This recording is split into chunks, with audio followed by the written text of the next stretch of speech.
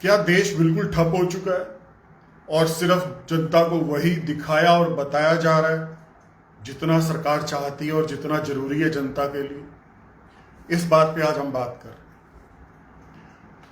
आज मैं सारा दिन आर्टिकल्स पढ़ता रहा, लोकसभा की कार्रवाई देखता रहा, राज्यसभा की कार्रवाई देखता रहा, तो मुझे कहीं ना तो अखबारों में कोई कंटेंट मिला, ना ही कोई ऐसी रोचक बात नजर आई लोकसभा या राज्यसभा की कार्रवाई में जो जनता के लिए इंटरेस्टिंग हो।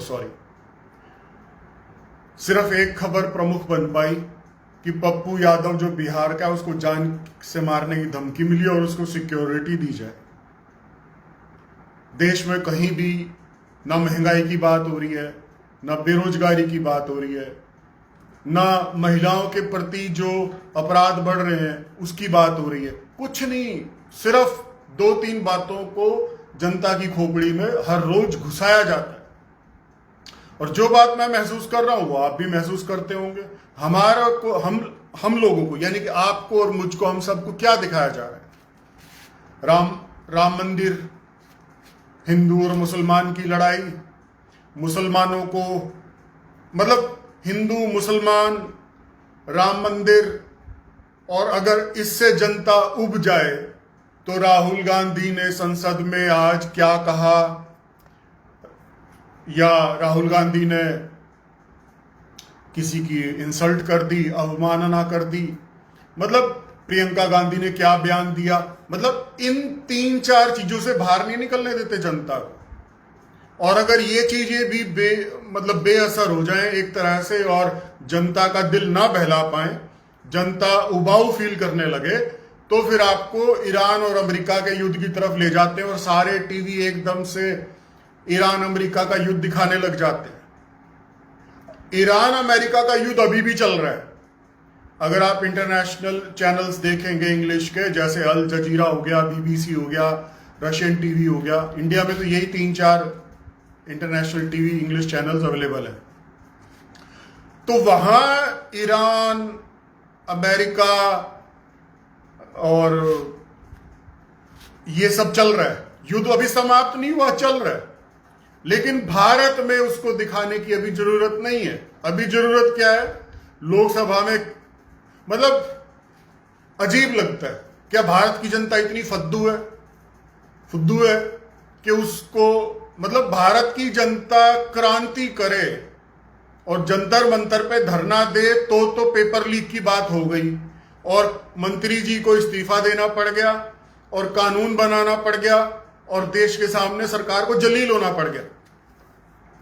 लेकिन ये तो फिर वही वाली बात होगी कि जनता डंडा लेके हाथ में आएगी और जब ऐसे करके डराएगी तो सरकार हाथ जोड़ के कहेगी माई बाप गलती सुधारते हैं।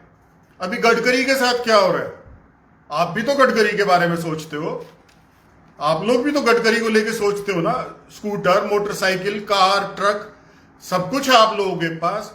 तो अब गडकरी को डर लगने लगा है। सूत्रों से पता चला है, मैं बताना नहीं चाहता, लेकिन सूत्र बता रहे हैं कि गडकरी की भी धोती ढीली हो गई और गीली भी हो गई है। तो अब उसने बयान दिया आज कि E20 यानी कि एथेनॉल की जो मिलावट है वो सिर्फ भारत स्टेज 3 BS3 गाड़ियों को नुकसान पहुंचाएगी, बाकियों को नहीं पहुंचाएगी। पहले यही मंत्री महोदय क्या कह रहे थे कि जी किसी भी गाड़ी को कोई नुकसान नहीं होगा।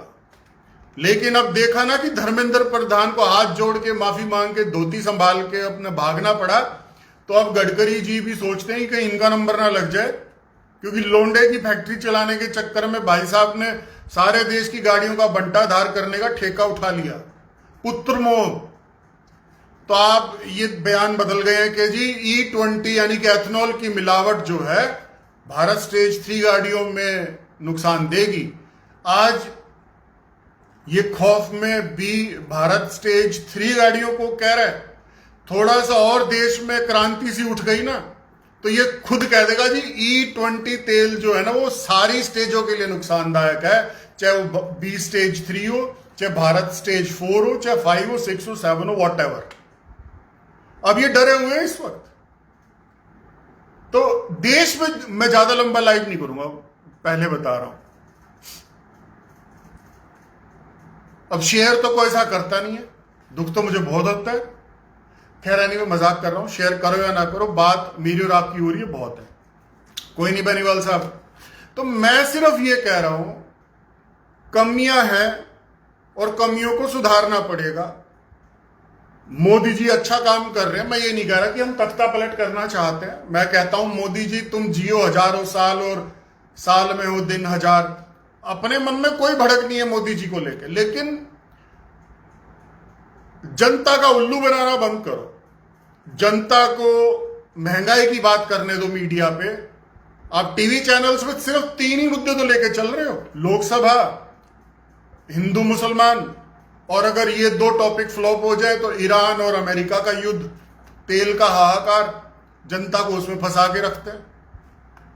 तो मैं ये कहना चाह रहा हूं कि आप सब ऐसा भी माहौल बनाओ कि महंगाई की बात हो, बेरोजगारी की बात हो, एजुकेशन सिस्टम पे जैसे अभी बात हुई पेपर लीक को लेके, तो एजुकेशन सिस्टम में इंप्रूवमेंट्स हो, स्किल डेवलपमेंट्स को लेके बात हो, महिलाओं के प्रति जो अपराध बढ़ रहे हैं और जो कभी मीडिया में नहीं आते, थानों में रिपोर्ट दर्ज नहीं होती, उसके बारे में बात हो। There so many things. सिर्फ 3 ही टॉपिक नहीं है देश के लिए, वोट की राजनीति से हटके भी बहुत कुछ जरूरी है।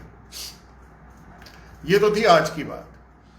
अब मैं आपको एक बात बताता हूं कि आप लोग दुनिया की परवाह करनी छोड़ दो। आप अच्छे कपड़े पहनोगे तो कहेंगे दिखावा कर रहा है, साधारण कपड़े पहनोगे तो कहेंगे गरीब है। तो दुनिया आपको जीने नहीं देगी। और एक कहानी मैं आपको सुनाना चाहता हूं। अभी लाइव आने से पहले मैंने वो कहानी पढ़ी तो मुझे बहुत अच्छी लगी कि देखो, हम जब तक जिंदा रहते हैं समाज की, दुनिया की और लोग क्या कहेंगे इस बात की बहुत ज्यादा परवाह करते हैं, बहुत ज्यादा। आधे आदमी तो इसीलिए डिप्रेशन में बैठे हुए हैं इस दुनिया के, 50% या 80%, कि उनको भड़क है कि दुनिया क्या कहेगी। दुनिया कुछ नहीं कहती। दुनिया तो इतनी मतलब परस्त है कि आप सोच नहीं सकते किस लेवल पे मतलब परस्त है। और आपको क्या लगता है कि जब हेमंत फोगाट इस लाइव को फिनिश करके अपने बेडरूम में चला जाएगा रेस्ट करने, या अब मैं कुछ भी करूंगा व्हाटएवर, तो क्या मैं आपके दुखों के लिए चिंतन करूंगा या मैं देश की जनता के दुखों के लिए चिंतन करूंगा? मैंने अपना एग्जाम्पल इसलिए लिया है क्योंकि मैं किसी और का नाम लेके एग्जाम्पल नहीं देना चाहता। मैं जहां भी बैठा हुआ हूंगा, लेटा हुआ हूंगा, रिलैक्स कर रहा हूंगा, तो मैं अपनी भड़क लेके उसकी भड़क की टेंशन ले रहा हूंगा। हाय कैसे होगा, क्या होगा, इतने करोड़ कब बनेंगे, मर्सिडीज कब आएगी। मतलब ये मैंने एग्जाम्पल्स दिए कि मेरी भड़क, आपकी भी कुछ भड़क होंगी, आपकी भी कुछ सोच होगी, तो आप भी तो उसी के बारे में चिंतन करोगे, या हेमंत फोगाट का अभी लाइव आप जो सुन रहे हो उसको लेके चिंतन शुरू कर दोगे? हो सकता है हार्डली 1 या 2 मिनट चिंतन कर लो कि यार ये हेमंत फोगाट क्या कह रहा था, ठीक कह रहा था, गलत कह रहा था। उसके बाद फिर आप अपनी प्रॉब्लम के बारे में चिंतन करोगे। किसी की प्रॉब्लम ये होगी कि मेरे को वो लड़का कैसे मिलेगा, कोई सोच रहा होगा मुझे वो लड़की कैसे मिलेगी, कोई सोच रहा होगा नौकरी कैसे मिलेगी, कोई सोच रहा होगा मुझे बिजनेस में घाटा हो रहा है, लाभ कब होगा। तो सबकी अपनी अलग अलग सोच है। कोई सोच रहा होगा डॉक्टर कैसे बनूंगा, कोई सोच रहा होगा विदेश कैसे जाऊंगा। तो सबकी अपनी अपनी सोच है। किसी को कोई बीमारी है तो वो सोचता होगा आराम कब आएगा। दूसरे के बारे में कभी कोई नहीं सोचता। तो कहानी सुनाता हूं जो आज मैंने पढ़ी, और मैंने ठान रखा था कि आज जब मैं लाइव आऊंगा, लाइव तो मैं रोज आऊंगा, ऐसा मैंने सोच लिया। तो वो कहानी क्या है कि एक बहुत बड़े सेठ जी थे शहर में। उन्होंने हजारों लाखों लोगों का भला किया और एक दिन वो सेठ जी स्वर्ग सिधार गए। और सेठ जी की मतलब सेठ जी का दाग करने के लिए, क्रियाक्रम करने के लिए, या जो संस्कार होता है वो करने के लिए लोग इकट्ठा हुए। सेठ जी की अर्थी तैयार कर दी गई और इतने में बारिश आ गई। लोगों ने सोचा कि बारिश रुकेगी तो फिर चलेंगे लेकर शव को शमशान घाट की तरफ, लेकिन बारिश से बचना था तो लोग इधर उधर कोई बरामदे में, कोई अहाते में, कोई छज्जे के नीचे, इस तरह से खड़े हो गए बारिश से बचने के लिए। राम मेरे चौहान, मेरे छोटे भाई को राम राम, सबको राम राम। तो बारिश भाई रुकी नहीं और लंबी चल गई, तो सबने ये फैसला लिया कि सेठ जी की शव यात्रा बारिश के अंदर ही ले जानी पड़ेगी। तो एक काम करो, सब छाते ले आओ। मैं ये बात इसलिए बता रहा हूं कि दुनिया कितनी मतलब परस्त है, ये कहानी मैं इसलिए सुना रहा हूं। तो ठीक है, फैसला हो गया कि भाई ठीक है, सेठ जी की यात्रा जो है बारिश में ही चलेगी शमशान की तरफ, तो सब छाते लेके आ जाओ। तो यकीन मानना कितने आदमी थे, 4 आदमी वे थे छाता लेके आए जो कंधा देने के लिए थे, और 2 आदमी और एक्स्ट्रा थे जो छाता लेके पीछे चल रहे थे। 6 आदमी आए। यानी कि दुनिया इतनी मतलब परस्त है, जिनका जिंदगी भर सेठ जी ने उद्धार किया मदद कर करके, वे लोग एक छाते का बोझ ना उठा सके सेठ जी के लिए। और मतलब एक बात उदाहरण दिया है कि दुनिया की परवाह मत करो। दुनिया इंटरेस्टेड ही नहीं है। क्या आपके लिए कोई आदमी सांस ले सकता है? अगर हेमंत फोगाट ऐसे नाक बंद कर ले और सांस बंद कर दे और मैं कहूं मेरे प्रिय मित्र, तुम मेरे लिए मेरी सांसें ले लो, मैं जरा अपने शरीर को रेस्ट देना चाहता हूं, ये पॉसिबल नहीं है। मेरा भाग्य कोई और नहीं ले सकता, किसी के दुख मैं नहीं ले सकता। हाँ, हम सहारा जरूर बन सकते हैं एक दूसरे का। और सबसे बड़ी बात, मैं अभी एक इंसान से मिला था महीना भर पहले, बड़े पते की बात बता रहा हूं। तो मैं उस आदमी से मिलने से पहले मैंने थोड़ी सी रिसर्च की कि भाई कैसे है, क्या है, कैसा स्वभाव है।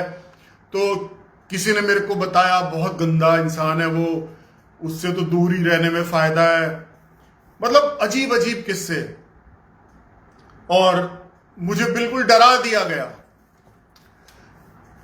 फिर मैंने सोचा कि यार, जिस आदमी के बारे में दुनिया इतनी बड़ी बड़ी बातें सुना रही है, उस आदमी से एक बार मिल तो सही, देख तो सही कि क्या वो सचमुच में वैसा ही ड्रैकुला टाइप है जैसा उसको दुनिया पिक्चराइज कर रही है।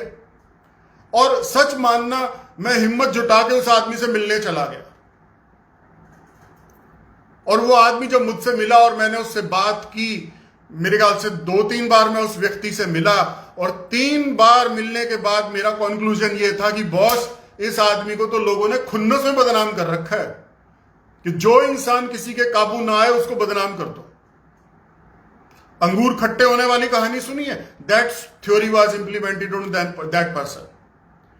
मतलब इतना समझदार, ईमानदार, हेल्पिंग, वेरी पोलाइट, एवरीथिंग, मतलब, और उस व्यक्ति को ड्रैकुला बना रखा। और मैं आज भी शॉक्ड हूं कि देखो दुनिया कितनी खराब है। कोई चीज हाथ ना लगे या हाथ से निकल जाए तो उसको बकवास बता देते हैं। तो दुनिया की परवाह नहीं करनी चाहिए, सीरियसली। अभी एक धंधा और चल रहा है ये इंस्टाग्राम पे, मैं तो हैरान रह गया। आज मैं रील्स देख रहा था तो मैंने क्या देखा कि जो लड़कियां हैं वो लड़कों को बता रही है रील बना बना के कि लड़की क्या चाहती है, और लड़के रील बना बना के लड़कियों को ये बता रहे हैं कि लड़कियां, पता नहीं कि लड़के क्या चाहते हैं, सॉरी, मतलब लड़की ये बना बना के रील और व्यूज इकट्ठे कर रही है कि लड़की क्या चाहती है, और लड़के बता रहे हैं लड़कियों को कि लड़का क्या चाहता है। मैं कहा हद हो गई यार, सारे साइकोलॉजिस्ट बन गए। खैर एनीवे, तो अभी रमेश कुमार जी की मैंने कमेंट पढ़ी है तो मुझे याद आया, सावन का महीना आज शुरू हुआ है। भगवान शिव की उपासना करें, ओम नमः शिवाय का जाप करें, और मैं भगवान शिव शंकर से प्रार्थना करता हूं कि जो भी एक अच्छा जीवन साथी पाना चाहता है और आपकी पूजा पाठ करता है, उसकी मनोकामना पूरी करे। एंड धन्यवाद आप सबका मेरे साथ जुड़ने के लिए। ओम नमः शिवाय, ओम नमः शिवाय, ओम नमः शिवाय। प्रणाम।